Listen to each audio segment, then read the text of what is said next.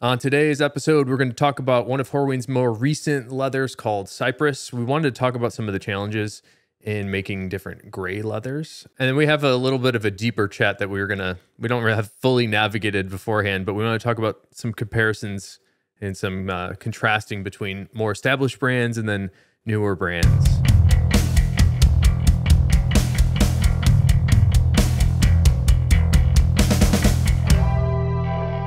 I wanted to talk about Horween Cypress leather.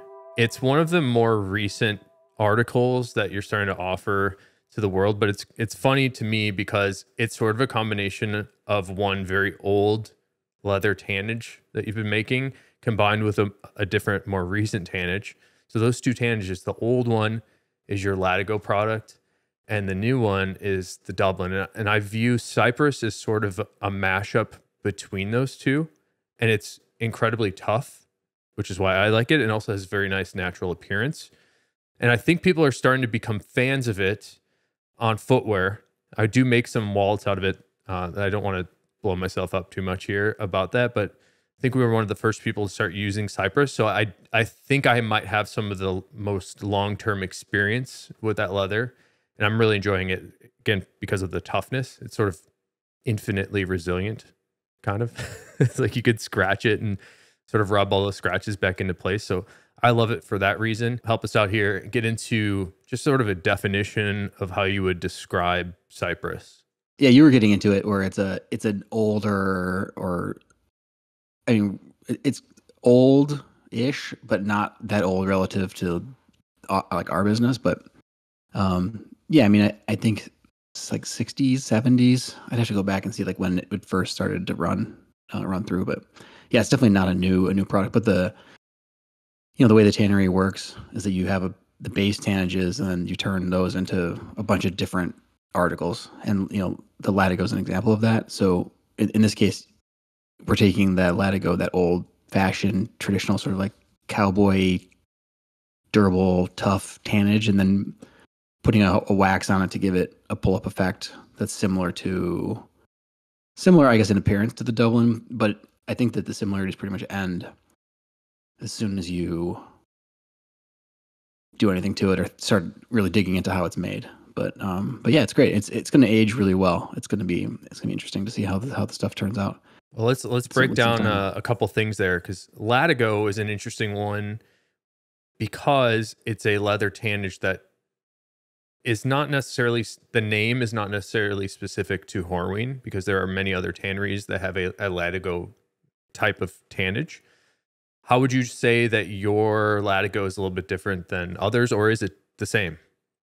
Yeah, I think just about every tannery has something that they would call Latigo at this point. It's just become sort of an industry term. But I mean, traditionally, as far as I think about it, it's a chrome based tannage with super heavy vegetable retannage, and then you can finish it a number of different ways. And we've always finished it very little, so it's been very aniline, so no pigments or anything like that. And then sort of what we do, there's sort of varying degrees of that. So how shiny does it get, or how soft does it get? And those are kind of like the different parameters that we work on traditionally. And then it's dried, it's pasted, so it's stretched against glass to dry. So there's very little stretch to it, and the grain is really flat. So those are nice things for many use cases. And yeah, and it ages really well. It takes an impression, it takes a print really well because of that vegetable retannage. That's really good thing about like memory. And it's a very good all around tannage. It's not super oily, so you can glue it. And yeah, I mean, it's good. It's just a good, we talked about with Nick from Stridewise of how like Chrome XL is a good like introductory leather for people. And I think that Cypress, or the Latigo family of products, is also, because it's like a very it's a very sort of stereotypical like leather, I guess, a traditional leather. But ours varies just in the world now because it's old fashioned the way we make it. Well, I would say that the Horween's Latigo, and I don't have much experience with other Latigo tannages other than from Wicket. I have mild experience with, but I would say that article that you're producing, I think, is I would say it's the least appreciated leather that I think should be appreciated. So I just think it's the least, like, it's undervalued is how I think of it. And it's a shame. But what's interesting is just applying that hard wax finish on the surface seems to have reignited some interest in that base tannage, which I'm really excited about. But when you were describing Latigo as a chrome tannage with a very heavy veg retan, I think a lot of people might hear that and say, well, that sounds like Chrome XL. So, what's like, why wouldn't you just call that Chrome XL2? What's the difference? It's a good question. So the retange is different, like the blend of tree barks. The waxes and oils that go into it are different too. So it gets emulsifiers and waxes instead of hot stuffed. So it has a lower oil content.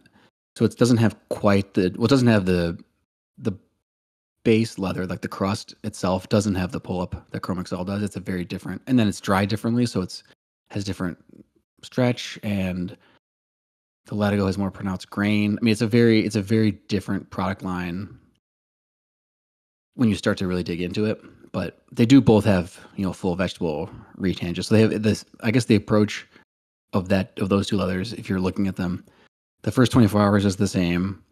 They both go into the retanning drum. They both get the heavy vegetable retanges. And then at that point, Chrome XL comes out of the retanning drum, but then Latigo stays in and gets conditioned that way. And then they're completely different from that point forward. Right. Yeah. It's a tough one because I often describe a lot of this leather stuff as a language, as past guest Dale, another past guest, reference early in the episode. He mentioned that he likes hearing that term from me. It's like leather's language.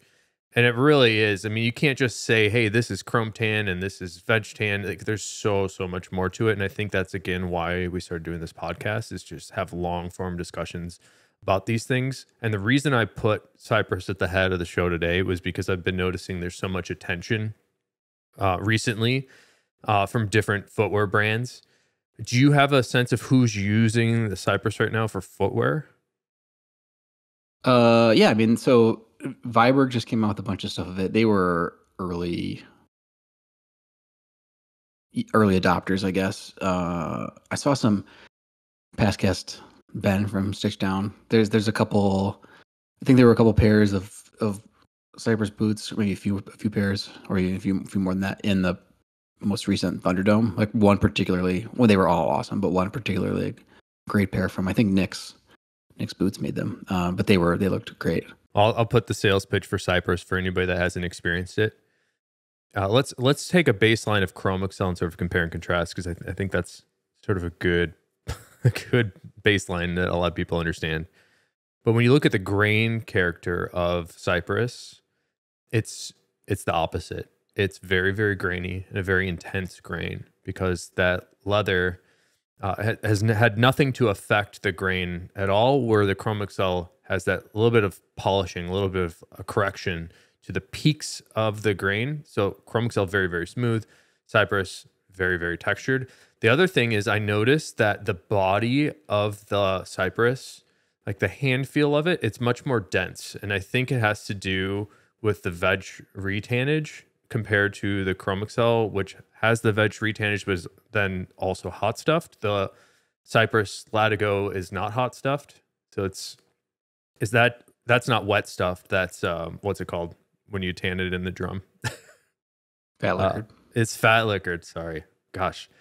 Yeah, the fat liquoring character in the Cypress is much, much different. It's like very, very dense. And then I think the compacting action of the drying that the pasting has for the Latigo, like, further accentuates that density. So what I like about it is, like, very, very dense, very, very tough. And I think the toughness comes from the chrome base tannage. And then the hard wax addition on the top gives it additional abrasion resistance, more resilience. So if you scuff and scratch it, you sort of just melt that wax back into place and it kind of looks brand new again.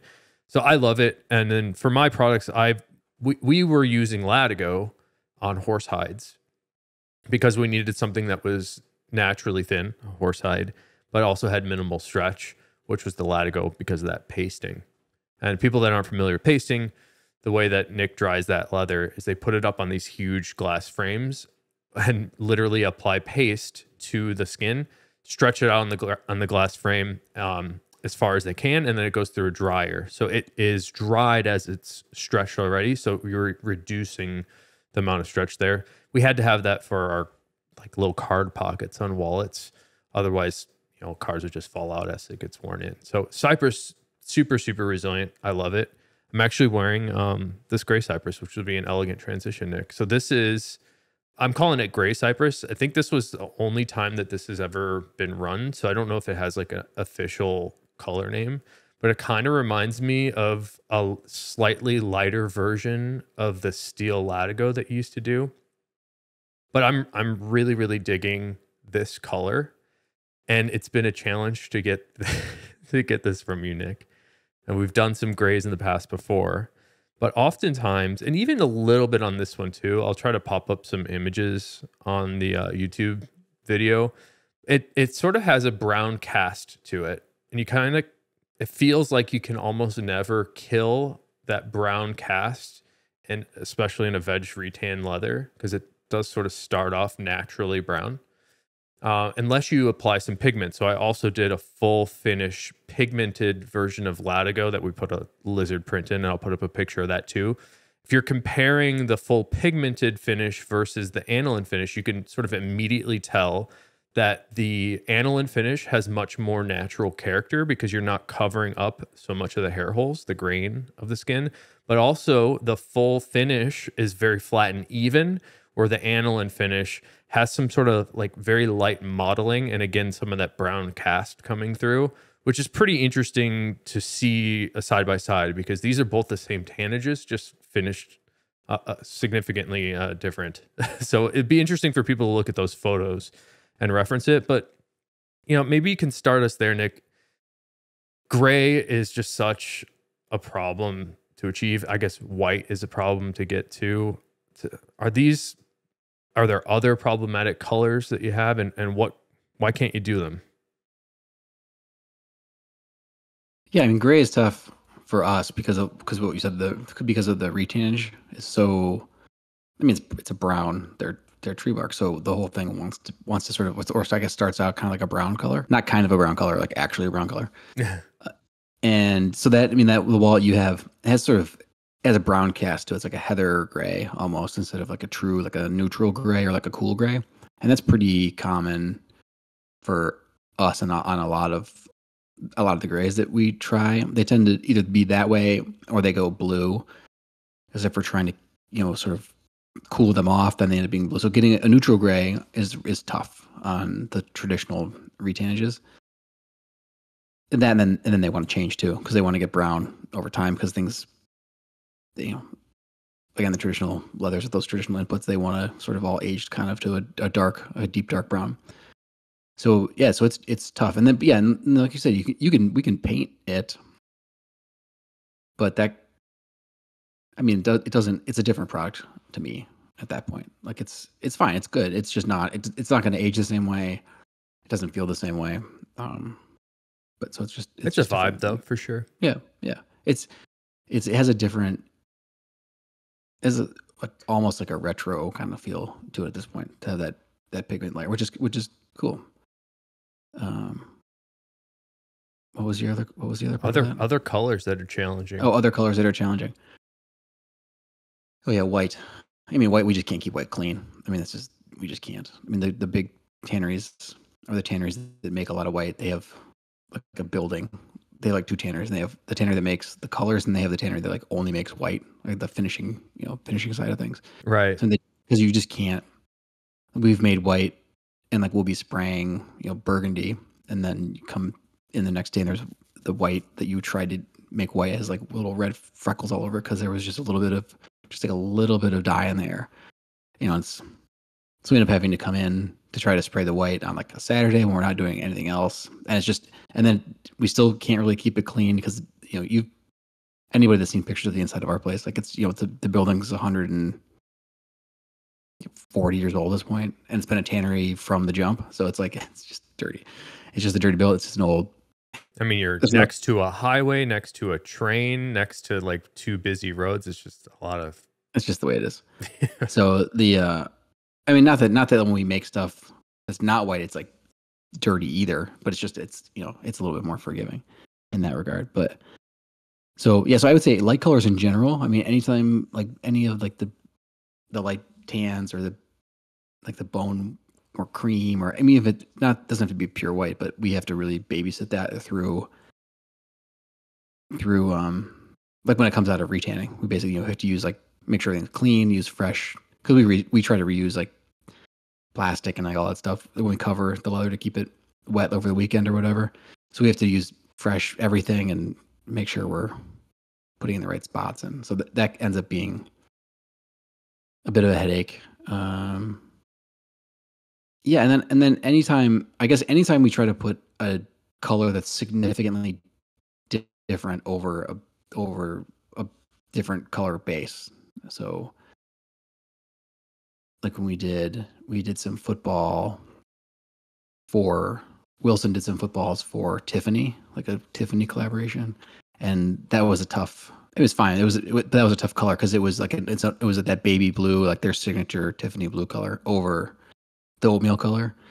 So it just ends up being, it's a Pantone. Like it's a very specific blue. It's not like, oh, we're close enough. It's like it has to be this. Right, right. So the combination of those two things, when we get into spots like that, that can be tough. There's an interesting comment that I just thought of, which is if you're discriminating against color for the color matching purposes, the delta color range on a light shade is more perceivable than as a dark shade. So two deltas of color variance on a white is dramatic, but two color differences or two color deltas of difference on a black is imperceivable. So the lighter you get, the more difficult and challenging it is to match those colors, which is I always thought was really fascinating. It's something you don't think about, and then you look at it. If you actually do, like one of the things that we did in the tannery or do in the tannery, are color windows.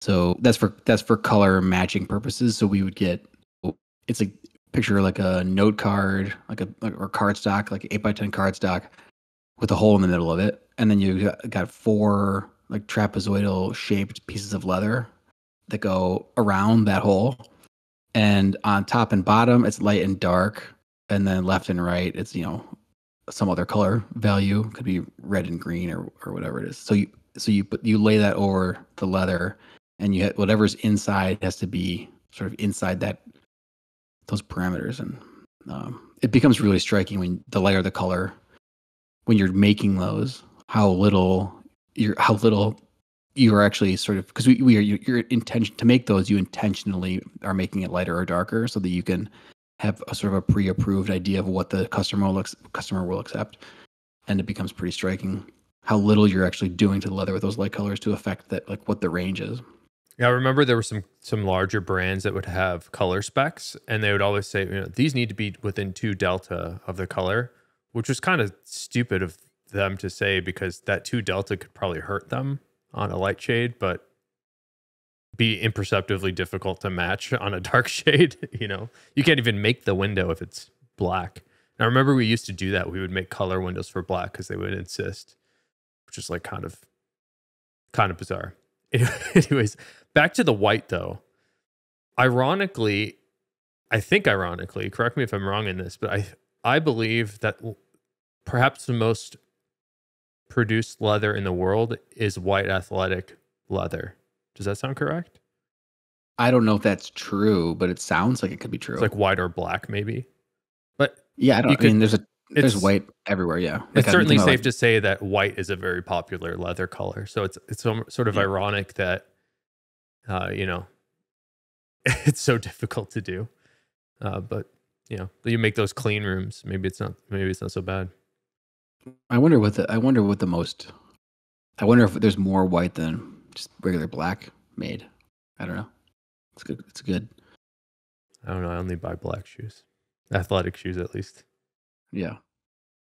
So for gray, another way that we've achieved it in the past that I've appreciated is just by starting with a black tannage. So think of something like a black Essex and then spraying like a whiter wax over the top to sort of get that checked look that we referenced in a past episode as well.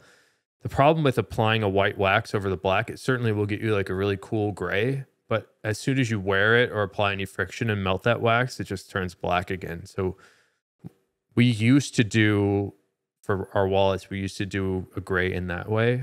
And then people are kind of bummed out when it just turned black after a month. So Yeah. what's interesting is it's only been a week or so, but this thing is retaining its color. The gray cypress, I don't even know what to call it. I think we're just going to go with gray cypress. It's staying the same color, which is really good to see. The other thing that I want to compliment you on, Nick, and myself, I guess, it's pretty awesome to think about this object in my hand right now went from, it didn't exist in the world as a leather until 2 weeks ago, when I think it was finished and measured, and then we picked it up. It's already made into product, and we've already shipped a bunch out to people. So it's pretty cool to be your neighbor and just buy leather like out your back door. It's something I also think about a lot, is this concept of being hyper local, where a lot of people say, well, yeah, we're a local business. But for us, it's literally within a couple blocks local. This is how our stuff is done. You go from, raw animal hide to finished good within, half a mile. It's pretty cool. But that makes me think about our last topic here. And maybe I should let you tee this off, because this was something you added to the doc. But that opportunity that I have, I think only exists because I am so small and we're so nimble, where we can sort of do whatever I want. Where I imagine a larger brand would have to prepare for a gray leather like this, literally, 18 months in advance? That sound about right? Yeah, I think it depends on the brand, but yeah. Before we move on from the gray, I was Sure. looking at one thing. The other successful way to get gray, I think, is that we can do like a bunch of different leathers, but so it comes after we mill dye it comes out, and and when we dry it, it's a nice charcoal color, but the charcoal color is different every time, because that's when you come out of retanning, it's always a different color than every single time. That's one of the main challenges, is that the dye lots are always a little bit different. So finishing is sort of the fine-tuned color adjustment. So you sort of forego that ability to nail the color. So to be sort of like the color kind of is what it is, I guess, at that point. But Shot makes a jacket in Dearborn that they take like that, where it's just, they're calling it, I was on their site, they're calling it black, but it's like a dark charcoal color, and they're taking it basically and just taking it straight after drying it. We're not doing anything to it. So it's basically a cross, but they have to be, the understanding is the color is a little bit different each time. So help But me. it feels fantastic, and the gray color is great. For that Shot jacket, maybe you can help everybody and myself look it up later. What would I search for to find that one? You would search Deer Touch Cowhide Rider Jacket. Deer Touch? Deer-Touch Cowhide Rider Jacket, yeah. Huh. Does it mean like soft feel, like the Dearborn is? Yeah, well, it is Dearborn. Yeah, it's Dearborn. Yeah, but is that why they call it like Deer Touch? It seems like a strange I think so. set of words. Well, because it feels like a deer skin. It's Yeah, it's Deer Touch. Yeah, it's great. You blowing up there? You need to go, Nick? Yes. No, I'm sorry. I just turned it off. Heard like 40 text messages. It was two. It was just two. All right. Well, get back to my rails of. I thought I had a really elegant segue there, Nick. You did. Comparing. I took it away. Actually, you know what? Is it still trying? You know what? Let's derail it back again. Have you done the opposite? Maybe you start with like a jet black mill dyed thing, and can you sort of bleach it to become more mellow in color? Can you fade it? I don't know that we've done that or I don't know that I've seen us do that successfully. I mean, because usually it starts out not quite a jet black. I mean, you said that you can put that whiter wax over top of it. I mean, that's a way to do it.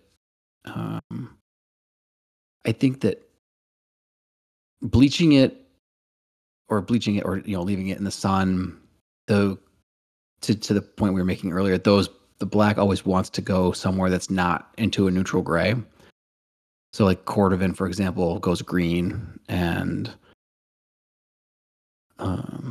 yeah, it ends up fading out and not going to where you'd want it to go, I guess, in the way. So we can bleach it, but it doesn't really give the desired effect, I would say. It's like it doesn't make it gray. It makes it like muddy black.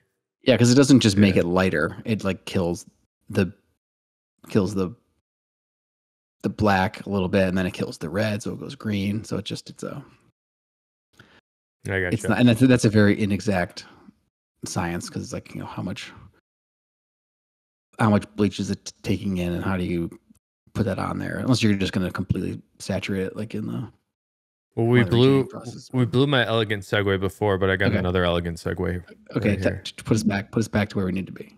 Well, I think a lot about the difference between a small business like Horween and then an even smaller micro business like Ashland compared to larger tanneries, larger brands. It's pretty amazing to think about the scale that some of these places can get to. And one of the things that I experienced with working at Horween was how many different colors you made, and how challenging it was to make all these different articles as well as make them in different colors. And then each customer had their own specifications to modify them even further to make it very much a unique leather for that brand. So, for example, I remember you did something with Supreme and it was like a custom orange color, for example. Like that's probably something that a large tannery is just not going to do because the volume is just not there. And the question in here is that something that is that a correct assumption? Are these other tanneries just not going to run, I don't know, 200 square feet of something, and that's the gap that you at Horween fill in the market? Yeah, that's part of it. I think that the quantity thing is definitely part of it, because if you look at our minimums versus some mega tannery overseas, I mean, we still are running stuff by hand, and so it's not such a departure for us to run a smaller quantity, but the price moves with that because you have to cover labor costs and whatever else for that smaller quantity. I don't know. I felt like I gave you a really big softball there, which I probably shouldn't have. No, it's so the because it's like you would rather run 50,000 feet of a thing every time, right? Well, it's better from a cost perspective, and it's better from a consistency perspective, but there are lots of places that can do that, and that want to do that, and then run a single color. That we do that with some of our stuff, but that's not, I mean, that's sort of more normal in like days gone by, where you go into the shoe store, it's like, do you want a brown pair or do you want a black pair? And like you go into, every brand has, you've got like 3 options or whatever. And now you go into a retail store, if you're even going into a retail store, and they've got, 70 different SKUs with different colors and all this stuff, because people want choice and people want something that's a little bit different. They want something that they can do. And then even beyond that, the brands want something that's going to differentiate themselves from different brands. So there's something there. And then to your point about that orange, I picked a great example. Pumpkin that we did for, that was the color for Supreme via Timberland. I mean, that was a really small run.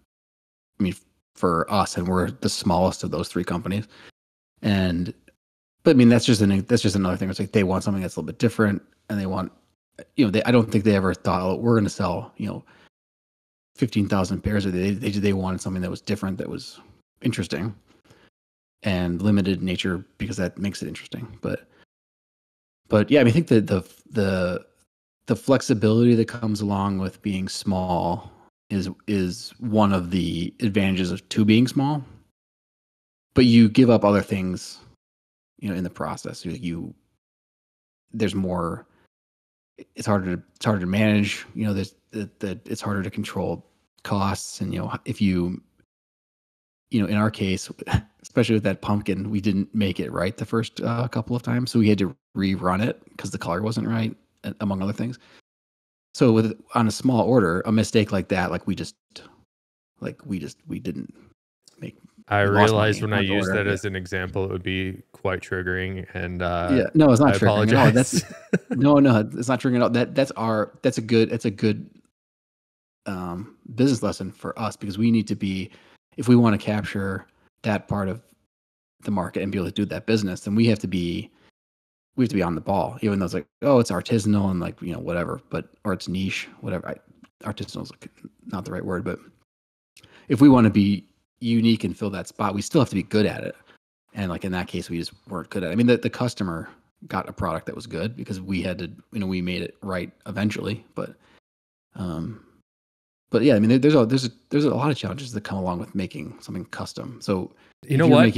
I'm so sorry to interrupt you. I think that we picked a perfect example with that pumpkin because it was a small tannery selling to a large brand, Supreme, but on a small run basis through the intermediary of a large brand that has a very systematized scale type of operation, where you were almost trying to fit a square peg through a round hole, because you're taking a unique product that's never existed and running it through an assembly of spec sheets that have never existed before. So it's kind of I don't know, that's a good example where the sort of bureaucracy and systematization of process can impede product, because I bet you that if I recall correctly, the first one you ran would have made a great product and it would have been totally fine.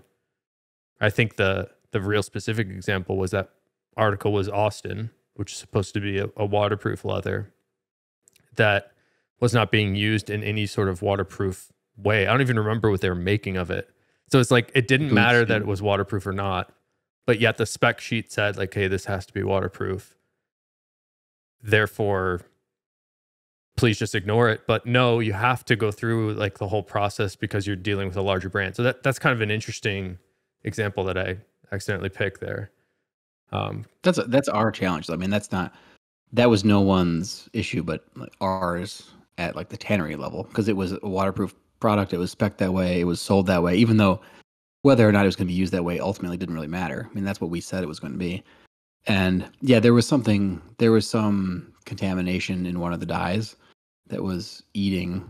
I think that was the case in this, which is not that far fetched. And it was compromising the physical characteristics of the waterproofing oils that are in that leather. And yeah, I mean, that's our challenge. I mean, there was nothing, the machine of industry that we have to fit ourselves into now, just because we're old fashioned doesn't mean we can ignore it. So that was our misstep. I mean, my argument there though is, again, you're creating a one of one material that's never existed before. How could you even say there's a spec sheet? Well, because it doesn't. I mean, one was generated and we signed off on it. I mean, it's like anything else. Yeah. That's the responsibility was ours there, whether or not we like the end result. Yeah, true. Yeah, you should have sampled it and spec'd it yourself, and then affirm that you could reproduce it.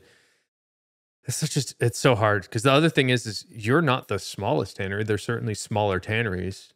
Wouldn't it have made sense for somebody else to make that material at that volume? Maybe if someone else could make it. I mean, there's sort of my perception is well, I'll back up a little bit. In tanning, there are for sure economies of scale that exist, and you get to a point where you get large and you can take advantage of a lot of those. And at our size, we sort of miss out on a lot of those, which is okay, because then we can do other stuff because we're smaller. But I think that if you go even smaller than us, and I'm sort of this is like a theory. I don't really know for sure. I think that if you go even smaller, that you might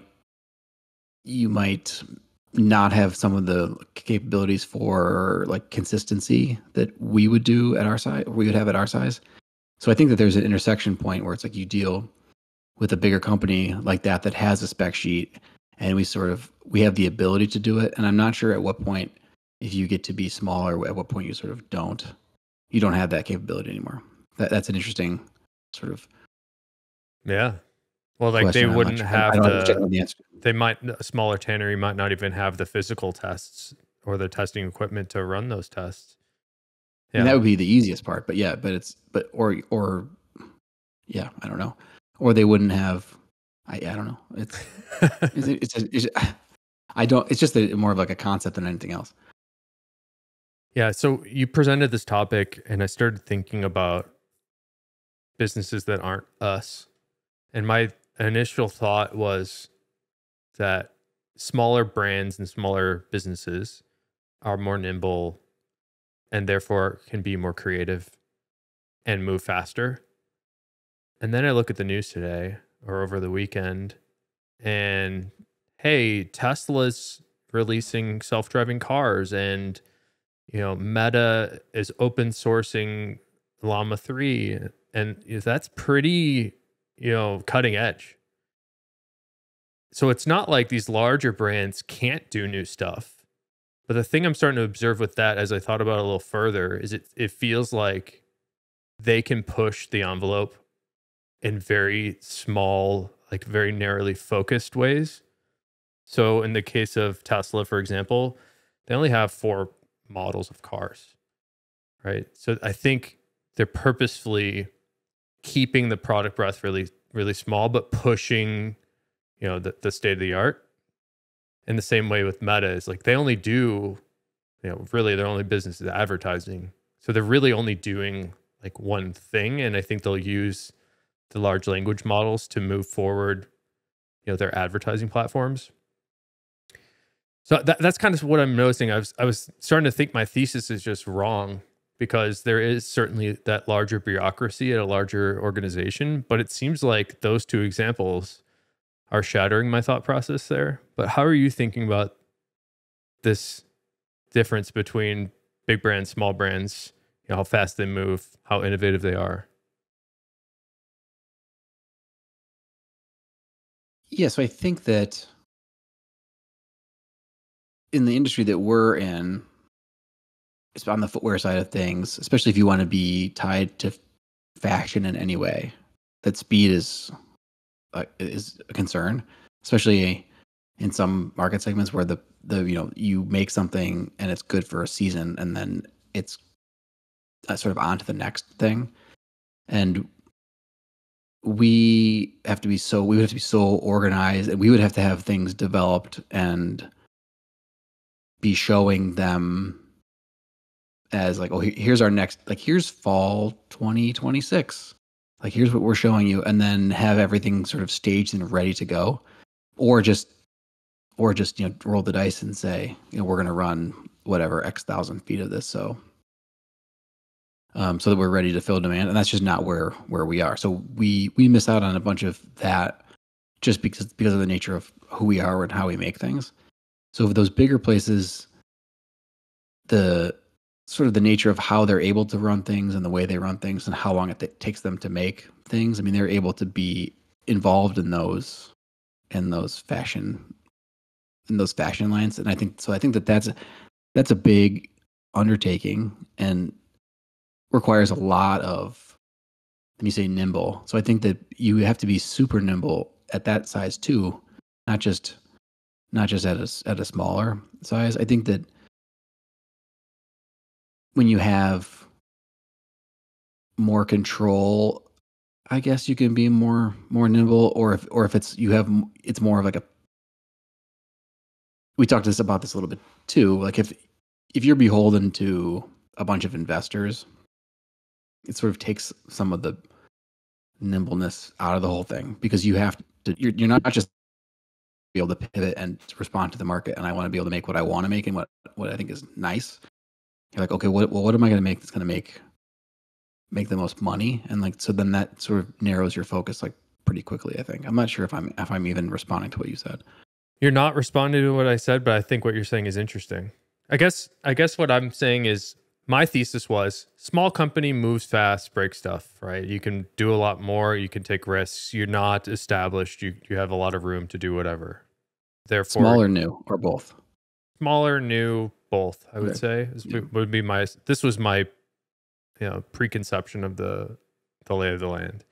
And then the opposite was that was larger brand, very established. They already exist as a thing, therefore they have to continue on being that thing. And it's often you develop layers of bureaucracy and management throughout an organization where it's very hard to make a change. I experienced it at Horween Leather Company with 100 employees. Like it's pretty hard to make a change with 100 people, let alone 100,000 people. So when I probably picked terrible, like only tech examples, but it is true. Tesla is making products that are physical cars. It's pretty amazing that they're able to make a physical product and iterate that quickly.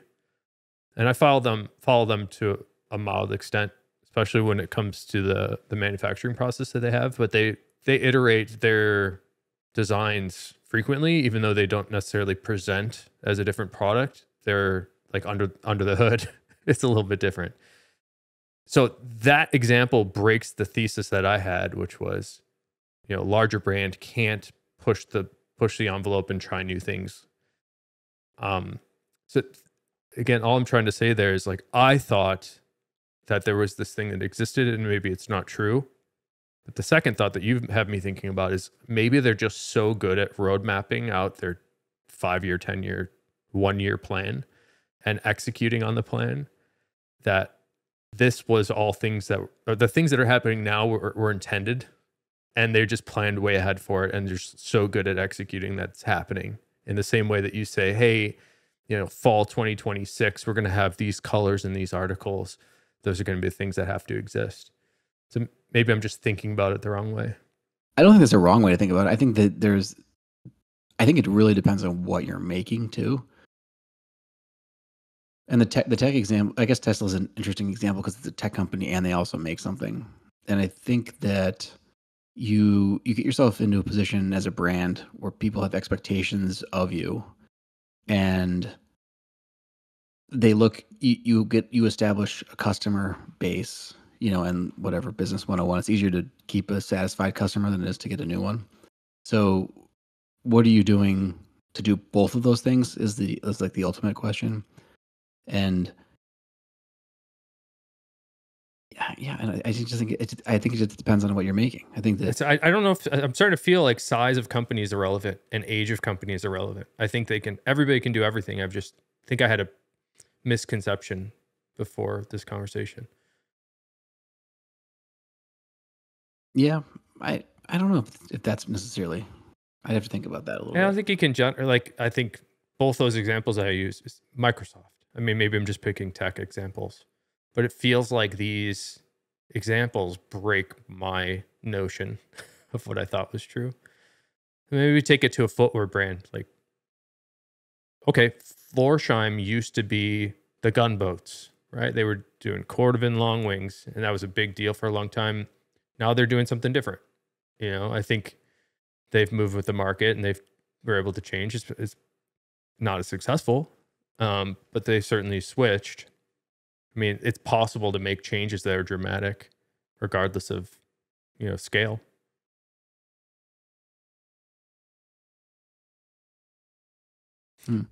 That's a tough example. What's funny here is like I guess I don't have an argument. I guess my argument is like if we're talking about the value in being small brands like ourselves, and the value in there is being nimble and able to do things that other people won't, I think that might just be false, is what I'm starting to think. It's like any brand can do any of it. It's whether they choose to or not, right? Yeah, or there's the scale concern or the risk that comes along with that scale, like the gray Cypress wallets. Like I'm not sure exactly how many you made, but you made a quantity at which we could provide the leather, and then you could turn it into wallets, within a couple weeks, and then sell it, and then make enough to satisfy at least demand in the short term. But if you think about a big company doing that, just the investment that would go in, just the labor investment, and then the material investment, and then the manufacturing investment to make enough to satisfy the demand and actually make it worthwhile from a financial standpoint. I think that that's where things start to get a little bit different, where like that's the size does affect how nimble you can be, just by the fact of what you're. I mean, it could just, even if you just relate to overhead, I think it becomes pretty apparent pretty quickly sort of what you need to do at what scale you need to do it at. The difference, I guess, is what we talked about a little bit when we were thinking about this earlier, is like if you're just making something as a billboard, and you don't really care, you're going to make it and you're going to charge $50 for it, even though it costs you $300 to make, because you just want the product out there and you want your name attached to it. You want people to associate you with a certain thing. Like then that I think that's where the model sort of start, or the idea sort of being nimble and the size concern sort of doesn't really matter, because if you're not thinking about making money, I guess at that point, then sort of all bets are off. But I don't know. That's like the Foxtrot example you gave earlier. Yeah. People that aren't familiar, there's I believe they were in Chicago as well as Texas. There was a I actually never been to one, but I think it's like a smaller sort of grocery store type of thing called Foxtrot, and they acquired a local brand called Dom's, which had a couple locations. Apparently, they just went out of business overnight, and nobody saw it coming. Not even the employees. It's kind of upsetting, obviously, to those people that are out of a job. But my suspicion there, and I think the story will come out eventually, but the suspicion is that they grew so fast without any interest in being profitable, at least in the short term. They were much more interested in market share and awareness. So they were developing out locations. I saw a bunch of advertising for them. I remember seeing it. I've never been to one of the stores, but I've heard people would go in there and say like, wow, I can't believe how nice this is. And they're like, there's no way they're making any money here. I guess it was really, really nice. And I'm starting to realize. Yeah, they were nice. It was sort of like yeah. just to paint the picture, it's like, imagine going to like a really nice grocery store, and then there's whatever is around the cash register, like all the impulse purchases and like fun looking beverages and like coffee and like pastries and like everything would be, everything would be like in the front of the store. Like that's the whole store. Like it's just all like fun, all like fun stuff, like all stuff that you want. And then you go in the store, like I kind of want to try everything in the store, but I don't really need like any of it. Okay. So that was kind of it's all specialty aisle of the grocery store. Like here's the trail mix kiosk, and it's like all like fun different kinds of like trail mix with like. Did they have an olive bar? No, they didn't. But they had that's probably why I didn't go. Like a candy. Like here's the candy kiosk. It's like trail mix, but with candy, like different kind of like candy. I can get like on board. Custom candy. I don't know. It was but people, it was popular. I mean, I drive past a Dom's and like two Foxtrots going to and from the tannery, and people are like still like pulling in the parking lot, and like there's no one there, and like there's a bunch of like signs up on the windows at this point. People are like very confused as to like why they're not open like all of a sudden. So yeah, so I don't know what happened there, but I suspect that you're right, because they did. Foxtrot especially opened a ton of stores, or they seemed to be opening a lot of stores like really quickly. And I was like, yeah, who's visiting this in Streeterville, the corner of this corner store that's probably $1 zillion a month to rent. Well, I think it gets more interesting when you talk about the macroeconomic environment of high interest rates. So that the period that they started developing in was before the pandemic and during the pandemic, where interest rates are much different than they are today. So I have a feeling that some big investor was like, nope, we're not gonna keep taking this hit, and they just pulled the plug.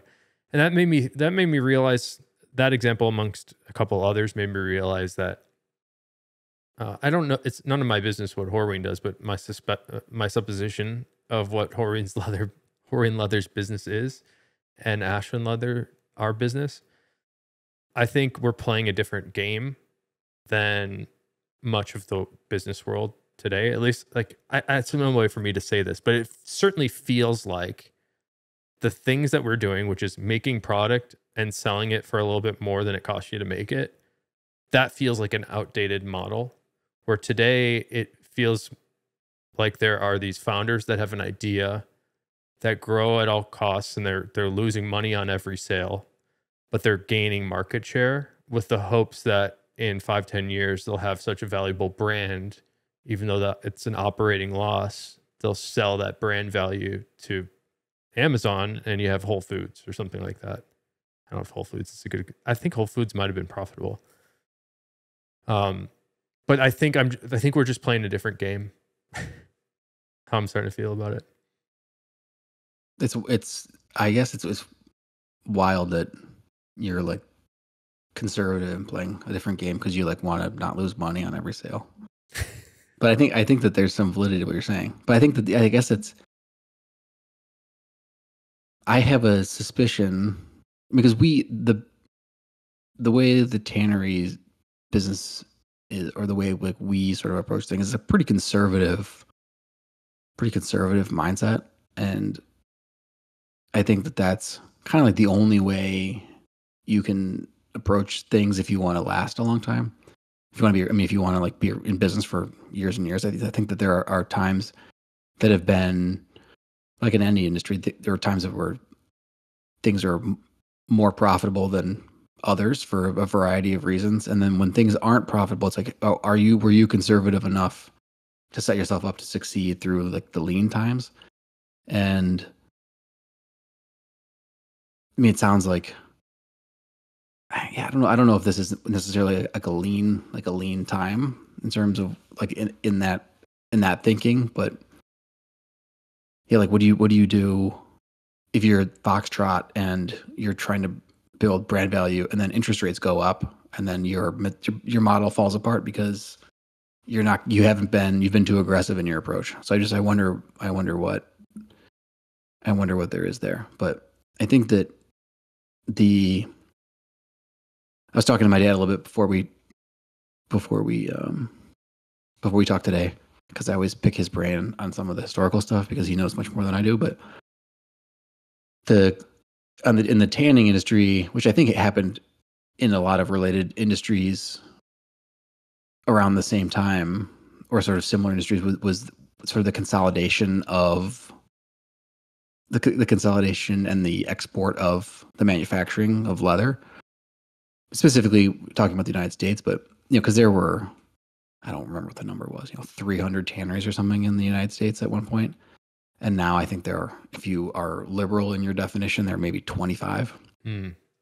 And that, there were these massive tanneries, there were volume driven, and then there were the specialty guys, and then there were the people that were sort of in the middle that were, good sized, and they had a decent price, and they made a decent product, and there was room for everybody. And when labor costs started to be like a real consideration, and things started going, to different parts of the world, that the big tanneries all went to those different places to capture or to realize those savings on labor. And then the small tanneries like us got sort of further their investment in specialization and on the niche side of things to create space there. And the middle-sized businesses, they tried to do one or the other, and they weren't big enough to compete on price, and they weren't small enough to be niche. And then that segment kind of went away. That's really interesting. It's polarized like everything else. Yeah. Yeah. So the people that are left in the United States at this point, that the things that have kept this industry around is that we are sort of generally, more specialized in doing things that are old fashioned or that are, require specific formulas or whatever. And the market is such that it supports that on a smaller scale. But I don't know. I'm not quite sure. You'll run 20 sides of pumpkin orange Austin. Yeah, that's what you'll do. Maybe, I'm not sure. Yeah, the tanning industry seems really difficult because I don't know. I've always proposed like as a strategy for Horween to your dad, and I just tell him directly. I'm like, hey, it's not my business, but have you ever thought about just running inventory and like having a stack of Chrome Excel in brown that you can sell today and ship it today? He's like, yeah. Like that's just because I think sometimes the problem there is that then it becomes too commodified, and then sometimes things turn into Amazon.com as opposed to, ashlandleather.com, where it's like the things that they're selling are samey and it's all the same and maybe not so special. And then there's other, take myself out of it, there's other places that are smaller doing special things that you can't just get, right? So maybe that's the middle ground question that I think your dad has purposely fought my notion on. Certainly he's right. There are challenges there too, because we're definitely not a big business, and when you sit on inventory like that, I mean, it's expensive, and our biggest cost component traditionally is the hide itself, which is a very commoditized item. So the price goes up and it goes down, and so if you are big and you can speculate on the market to a point where like, oh, the hides are low, so we're going to make a big investment in hides right now, and we're going to sit on them. And as the hide market goes up, traditionally prices go up, and we'll have then, we've gone long on a less expensive product, and so we can sell it and actually make some more money. But the reverse of that is the opposite can happen, where you can be like, oh, I've got a bunch of orders, so I have to run a bunch of product, so I'm gonna contract all these hides, and then the price goes down, and your customers expect the price to go down, and then you're losing money on each piece. So this is coming back into like the conservative nature of how we do things, where it's like, we're not speculating, we're insulating a little bit, because it's not like we have no inventory to cover what what we might have to deliver, but we're like, oh, the market's low, we're going to book, X 100,000. You're made to order. Yeah. Yeah. Yeah. Cause not only is it a capital thing, it's like a space thing. It's like, where do you put all that stuff? And then once you get into what you were saying, where it's like, you just make a big stack of Chrome Excel. It's like, well, then you're like, it's not just a hide at that point. Then you've got a product, and you've got a very specific product. And what happens if, people are like, oh, I don't know, whatever. There's 100 things that could happen that could make that then a product that isn't maybe as desired in the market, which is fine. But so then how do you respond to that when you have all that product as a small customer, as a small company? So I see it both ways, but it's just how risk tolerant or risk averse are you in your business? Seems like you're zero risk adverse, or risk tolerant, excuse me. I don't know about that. I think you see, as soon as you turn the lights on, you're accepting true risk, especially if you've got like people that are handling. Well, you're talking about the season coming up. So like people, I guess the question here is, brands are preparing for fall 26 already? Is that how far ahead they are? Oh, no, not necessarily. It depends on the brand. I mean, the smaller the brand, the smaller the brand, the shorter the time frame, and the bigger the brand, the farther ahead they're working. Yeah, it just depends. And are the articles brand directed, or are they tannery directed? Mostly brand directed, a little tannery directed. I mean, to go back to Cypress, I mean, that was not. I mean, that was a combination of things that we knew how to do, but that was sort of developed, out of a request, or like a sort of like a perceived need in the market for something that, that people were asking for. So that's kind of both, I guess, because we made, it was like, oh, this is interesting. Oh, this is actually a nice product. Let's run it in a bunch of colors and show it, and then it becomes, something like, oh, I like this product, but I want it in this color. So it's that's sort of like a hybrid, but This example. it just depends. Yeah. Yeah. I guess I'm curious about larger brands and how they are actually pushing the boundaries or pushing the limits of like things that have never existed before in terms of colors and articles. But it's also weird because, so here's the fun example is I'm certainly not the person that's been in a tannery the longest, but I've spent, a decade and a half in a tannery and then, another half a decade outside the tannery now. And it's sometimes weird for me to imagine a new leather, you know? You ever feel that way? So like how is Nike going to imagine a new leather? They're not a tannery. Kind of weird. You just like have to mess around and find out. Hmm. Yeah, that's why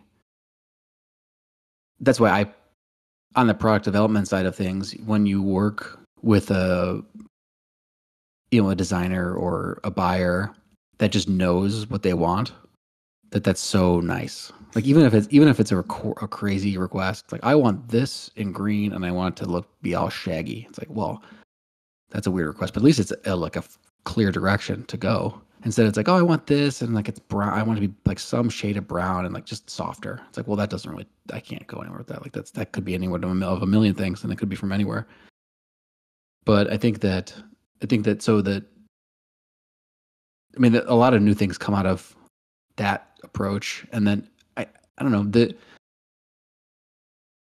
new things come around these days too, because the science changes, or there's new equipment, or there's different materials or different ways to.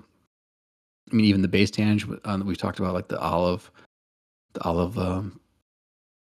tannage. That's new. It's not like a new concept, but it's a new way to get there. So I think that as I've spent more time, I'm less intimidated and less surprised by the new stuff. In terms of the development side of things, the commercialization of a product like that is completely different. That's where I think that's where the real work is. How do you make it, like, it's great, like we made 5 sides of it and it's beautiful. So how do we make 5,000 sides of it and make it look the same every single time? I think that's where the real challenge comes in. And then do it again next run too, and make it the same again. Yeah, so. Or make 3 colors and make them all feel the same way, and fit, but not be so close in color that they're gonna take away from one or the other if they're on the shelf, because there's something inherent about the product that's interesting. There's a guy. Sorry, go ahead. No, you're fine. Go ahead. There's a friend of mine that I need to introduce you to because he sells safety equipment. I think I talked to you about it once. And he got a new gig and they sell leather gloves. And he's like, hey, Phil, can you I'm starting this new company. I don't know much about leather. Can you just tell me what's up? And the thing that he found really interesting was the following. I said, a leather tannery is sort of like a weird magic show where it's almost like a miracle that it happens, because you come in the building comes an infinitely variable hide, and many of them that are all different, and out the ass of the tannery comes like the same thing every time, or like a prescribed thing every time. So it's everything that's happening within that box is like a weird magic trick. And that was the thing that got him, was like it goes from infinitely variable to the same every time, and that's like a really difficult challenge. So anyways, it's a miracle that it happens at all. That's what I would say. Well, I think, I always go back to it, but the food is the easiest comparison. It's like you go to especially like a fine dining place. They're getting the food that's coming in there. It's all different. You get, your carrots don't all look the same, but when they're on your plate, like everybody gets a carrot and it looks the same. It's like, well, so what's happening back there? It's a little easier to picture sort of what happens in a kitchen than versus a tannery, but it's kind of the same. It's kind of the same idea. How much waste is there, and how much do you have to do to it, and how similar does it have to look every time? It does it have to look exactly the same? Because that's harder. That's more expensive than if it can be like, okay, well, it can be a carrot as long as it's like kind of the same size. You know, it's acceptable. So there's a spectrum like anything else. For people that don't know, Nick is a trained chef, which reminds me that we should have a Nick cooking episode. Absolutely not. I would love to know how to make the best. Actually, you gave me a really good chicken marinade once that I'm still thankful for. I don't even know if you remember it was so long ago. I do it every time. The best recipe that I have is Dan Cordova's recipe for enchiladas. Oh yeah, World's best enchiladas, and the ingredients are world's best chicken, world's best potatoes, world's best tortillas, and then like the result is just world's best. You have to know Dan. You have to know Dan to appreciate that. I do know Dan. I think it's very funny. Yeah, that's very funny. Do you want to do some favorites? It out for me too, which is maybe the funny. Yeah, he drew it. He drew a diagram of how to make it. Yeah. Favorites today, Nick? You got anything? No. Not really. All right. Let me. Do you have a favorite? Yeah, I got a couple things actually. We took a week off last week, and I think the following couple weeks are going to be a little shaky here, Nick.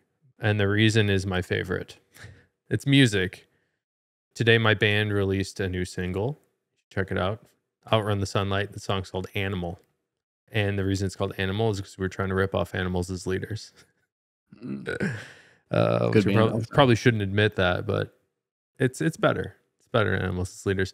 I'm playing a festival in 9 days from today in Belgium. So I'm looking forward to Belgium. Been watching some YouTube videos about Ghent, which is where we're playing. And they got your castles, Nick. They also make beer. It looks pretty nice. So it's really interesting to do all this work to go and play it, a 1 hour show at a festival. It's like a week of traveling for a 1 hour show plus months of rehearsals and stuff.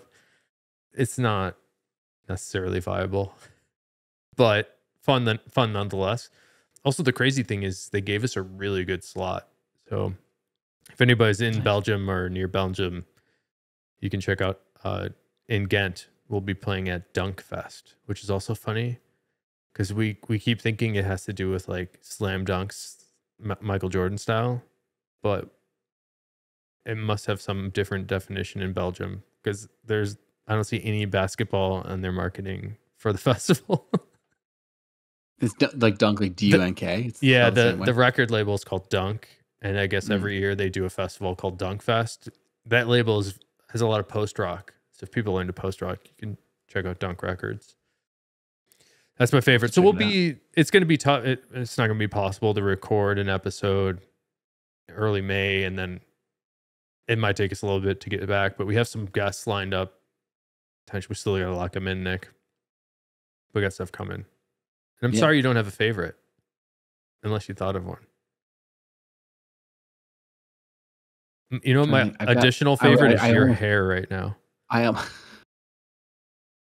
Using Head and Shoulders. What do you?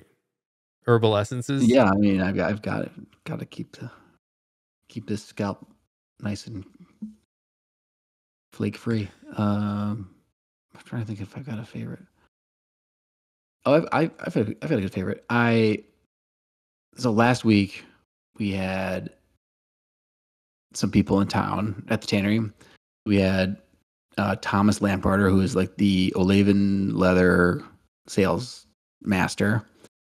So that's the olive tan guy. So he was in town, and he's a great guy, and it was fun to talk to him about that. And he's interested or willing, or maybe both, to come and talk to us because he knows a lot more about the olive tan stuff. Oh, on the podcast. He lives it. Yeah, because he come and talk us through that because it's interesting. It's just an interesting concept overall. And the rest of the week, Crockett and Jones was in the tannery doing some media stuff, and that's the most. I mean, they brought a bunch of shoes, and that's the most of their product that I've seen in one place, and it's pretty nice. Pretty Pretty nice. nice. I was able to secure a pair of cordovan boots in the process, and I have one pair of Crockett and Jones in a Beaufort Chrome XL, which they don't offer anymore, which are super nice. But these are they're dark cognac shell cordovan. They're very nice. Do you think Cypress could be a good match for that brand? I do. I mean, and I would wear it, but I don't know. I don't know in recent years how. Is it too rugged? It might be. That's what I was gonna say. It might be too. I don't know. It's kind of. I shouldn't say that. It's kind of clean, man. I just think the pull up is too much for a lot of people. I shouldn't limit. I shouldn't like, exclude or disqualify a product from a company like without like, they should make up their own mind, I guess is what I'm saying. It's almost like an Anlin Latigo would just be a better choice. Yeah. Yeah. I mean, generally, depending on where the I guess ultimately it's the customer base. I mean, pull up is sort of it's a yes or a no depending on where you are. So I'm not sure. Being that they're in the UK, if their customers are as into the pull up as some of the other people, but certainly would make an amazing like boot or shoe or loafer or whatever. I mean, it would be awesome. Yeah. But all right, man. Well, thanks. Try it out. Thanks for another episode, Nick.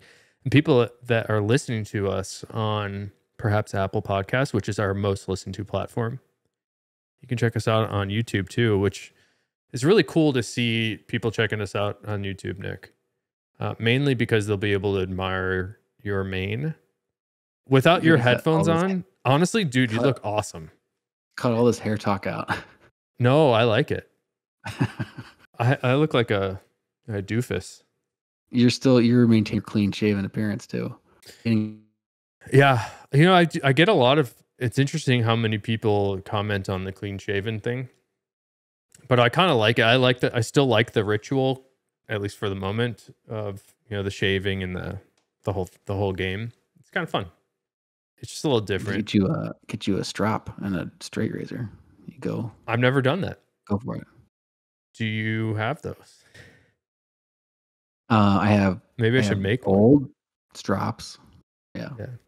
All right. Well, everybody checking us out on YouTube. I appreciate the comments, and a lot of people on there make me laugh. So please leave more comments. And if you have any questions for us, leave them in the comments on YouTube as well, because those are a great way to get at us. And if you don't like leaving comments for some reason, that's fine. You can email us too. It's fullgrainpodcast@gmail.com. All right. Thanks, Nick. We'll be back in a couple weeks, probably towards the end of May. Be my best guess. Cool. Thanks, Nick. Thanks, Phil.